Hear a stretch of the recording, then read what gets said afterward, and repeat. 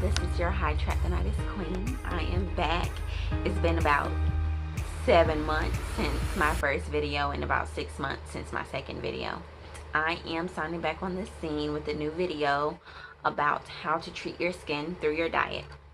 Especially if you were battling with skin disorders like the one I have called Hidradenitis Suppurativa, but there are other many autoimmune diseases and disorders like psoriasis, eczema, things in that nature. I decided to start a document piece of my journey coming out about hidradenitis. I was struggling and silently suffering through this since adolescence. If you haven't seen my first or second episode of my awareness series, it is called Living Your Best Life with Hidradenitis. If you don't know what hidradenitis is, just to summarize, it is pretty much an autoimmune disease characterized by boils, cysts, lumps, often referred to as inverse acne by health practitioners.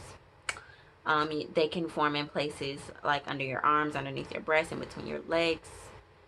Your buttocks can get it. It can spread potentially anywhere.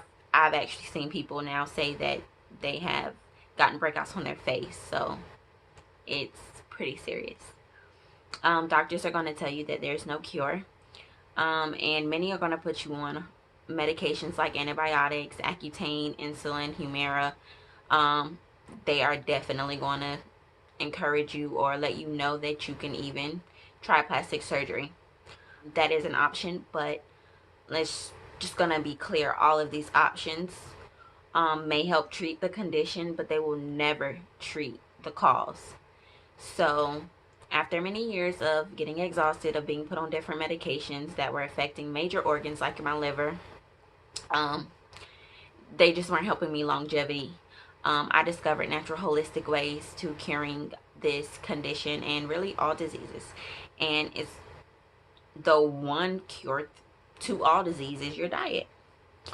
So now I am putting the word out and trying to spread the awareness on hidradenitis. Not a lot of people know about it, but it is growing vastly.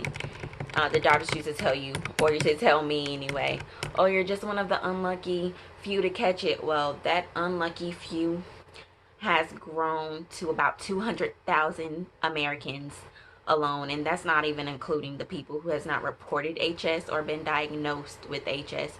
And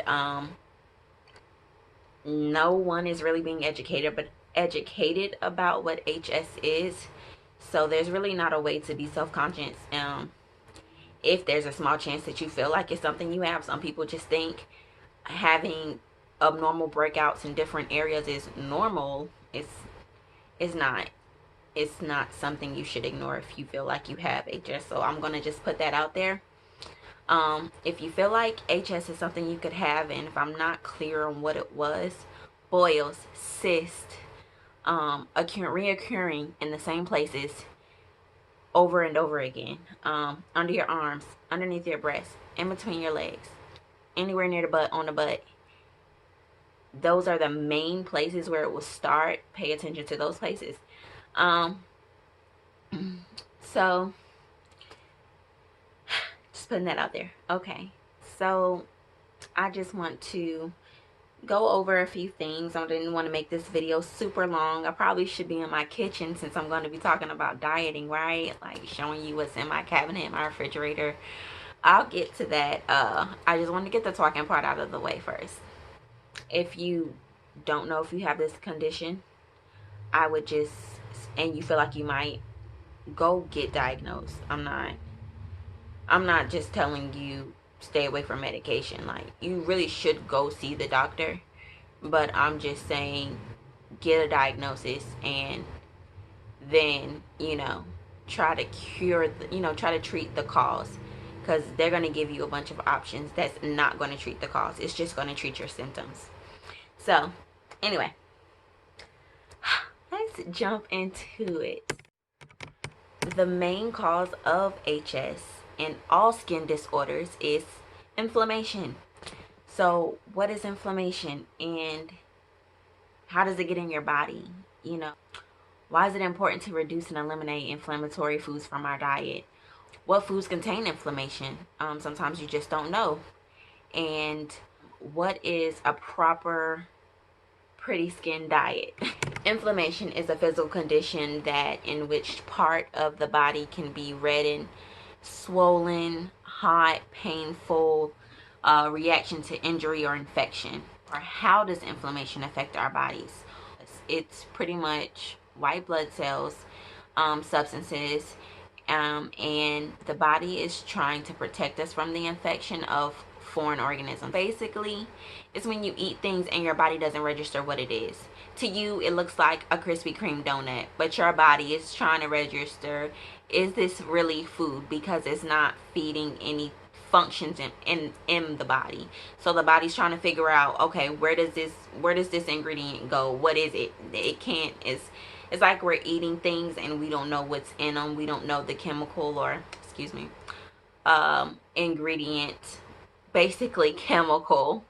Anything the body cannot recognize is foreign. It's a chemical. It's not something that we should be consuming. That's how inflammation gets into our bodies, because we put inflammation into our bodies. And sometimes inflammation is pretty much sugar coated into sugars and yeast and things that we like to consume. So that's what inflammation is, and that's how it affects our bodies. Now, how does inflammation affect HS? Well, bacteria. The bacteria in your sweat glands, it produces inflammation through the sweat glands. So the things that we eat eventually shed off, just like our skin. And when we start to sweat, bacteria, that's really the pus in those boils and those cysts.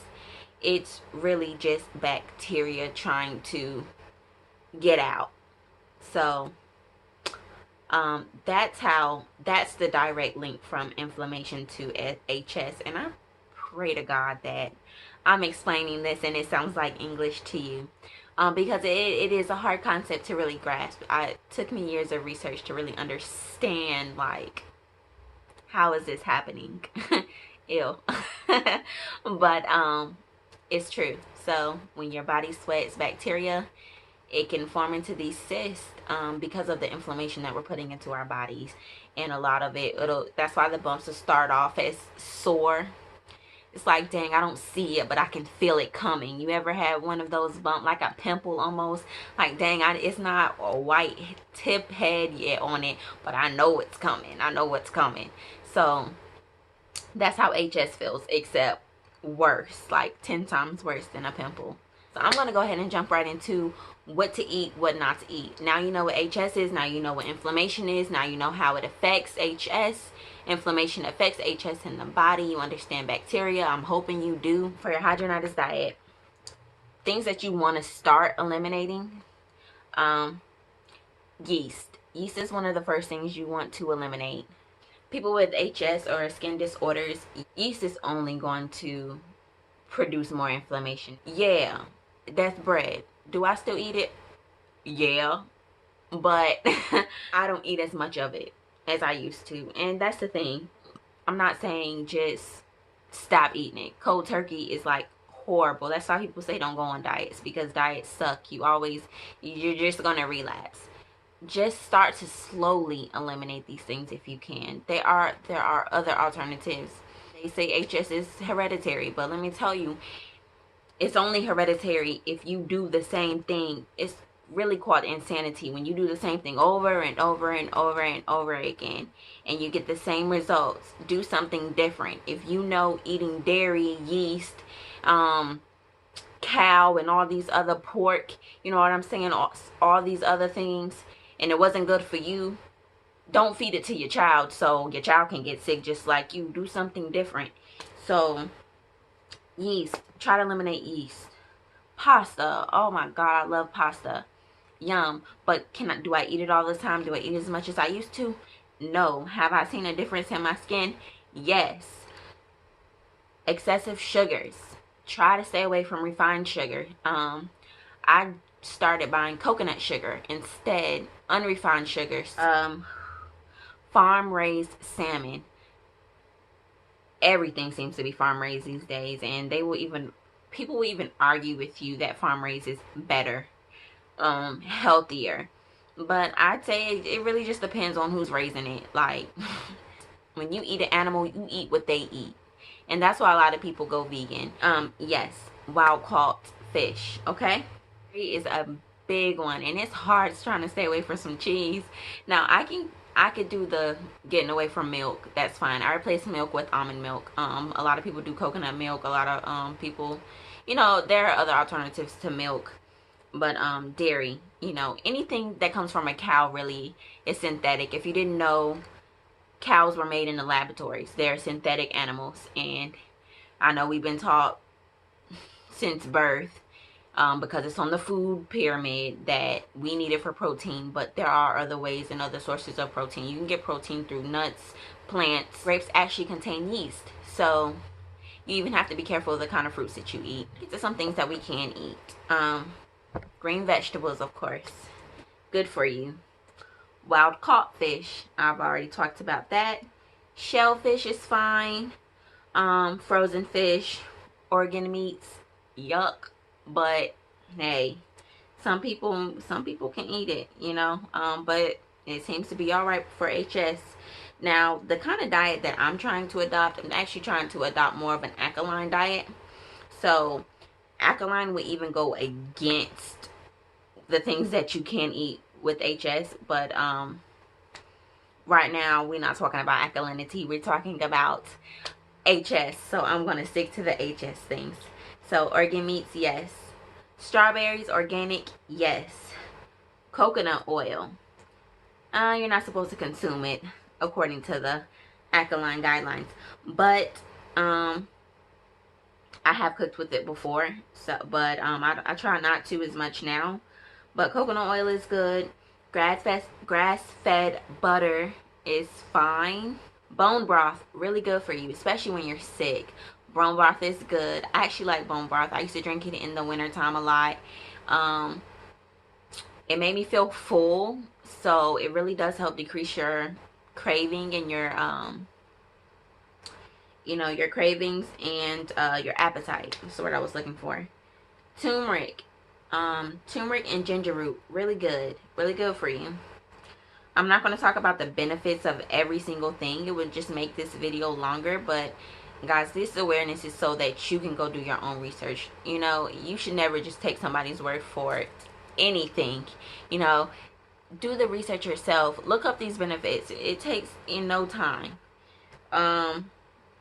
Vital protein, collagen, that's a really good example. Collagen for vital protein, really good, and it helps, ladies, it helps your hair, your nails, helps your skin glow. Collagen is really good. I actually like to use a plant-based collagen. You have to be careful because sometimes they be trying to sneak these little ingredients and some of these natural products, so you might spend longer in the store. Read those ingredients. Stay away from soy. Vitamin C rich foods like kale, kiwi, citrus, avocado oil, really good to cook with, and that's actually on the alkaline list, so that's great. Vitamin A, zinc, B12, and also check out, I'm gonna post some links under here about, I've actually just purchased this new product that I follow this guy called Yada. He's pretty good. His family, him and his girl, they talk about alkalinity and why it's so important, non-toxic foods, and they talk about how processed foods are really killing us, and I mean, it's just really good content. And they just made this product called Apple of Eve, and it contains actually the 102 minerals that your body needs. 102 out of 102. There are Dr. Sebi products like Bladder Sea Moss that provide like 96 of the 102, but our body really needs minerals. I'm going to just place a link.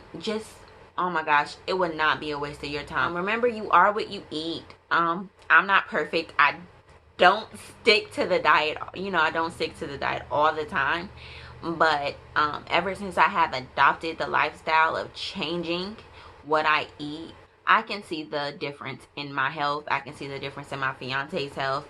When I met him, like, he was on high blood pressure medicine. Adopting this lifestyle, it's really helped him out a lot. He not on high blood pressure medication anymore, and his health, he just got a physical. He's a truck driver, so he has to get like a DOT periodically, and you know, his health is pretty much straight. So like, it makes me feel proud to know that I'm doing something that's going to help my family in the long run, that's going to help me in the long run, be here for my kids. You know, I'll just close it with this before I go into my kitchen. I'm just going to briefly show y'all. You know, I might not even take a walk around my kitchen. It's not that clean right now. What I may just do is just post some pictures of things that I keep in my kitchen. How about that?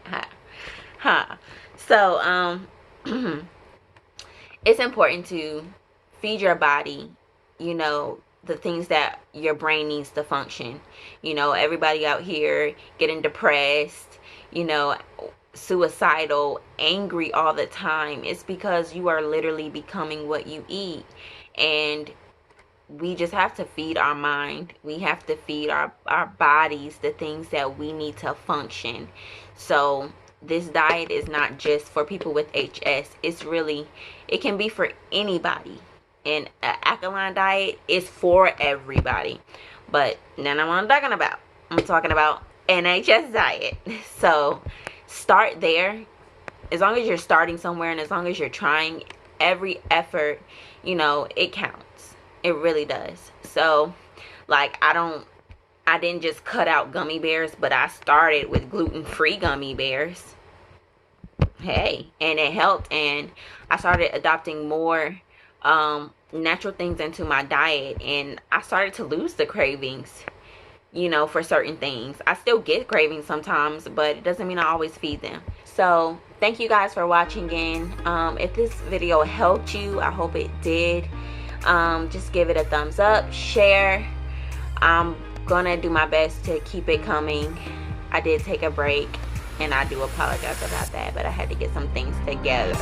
Okay, so thank you so much for watching, and this is your Hidradenitis Queen.